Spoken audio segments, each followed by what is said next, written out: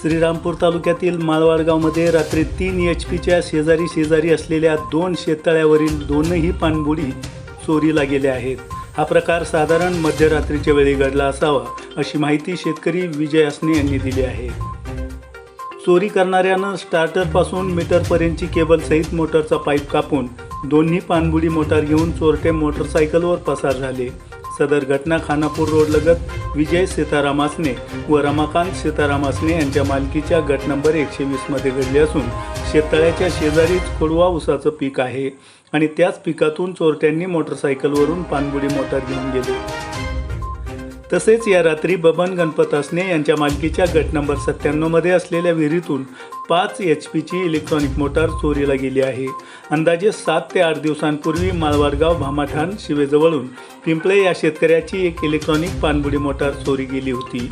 पिंपळे यांनी पोलीस प्रशासनाकडे तक्रार नोंदवली आहे। मोठेवाडगाव परिसरातील सुद्धा अंदाजे 20 ते 25 इलेक्ट्रिक मोटार चोरीचं प्रकरणी घडले आहे। त्याची तक्रार पोलीस प्रशासनाकडे दिली आहे, परंतु वारंवार पाणबुडी मोटार चोरीला जाण्याचे प्रकार घडत असून पोलीस प्रशासनाकडून कोणत्याही तक्रारीचा तपास आजपर्यंत लागलेला नाही आणि म्हणून पाणबुडी मोटार चोरीचे अजून किती प्रकार झाल्यानंतर प्रशासनाकडून शेतकऱ्यांना न्याय मिळेल याबाबत शेतकऱ्यांनी प्रश्नचिन्ह निर्माण केलं आहे। आपण पाहतात इंडिया सुपर न्यूज मराठी। आमचे माळवाडगावचे प्रतिनिधी केशव असणेंसह मुनीर सय्यद। मी केशव विजय असणे एक शेतकरी आहे माळवाडगाव येथील आणि आमच्या तळ्यावरील रात्री 11:30 ते 12च्या दरम्यान 3 HP मोटर चोरी गेली आहे। स्टार्टरपासून केबल वगैरे कापून नेलेली आहे। ते आमचा गट नंबर 120 आहे। त्याचप्रमाणे 120 गट नंबरमध्ये आमच्या चुलत्याचं पण एक शेततळं आहे, त्यावरील पण 3 HP मोटर रात्री चोरट्यांनी चोरून नेली आहे।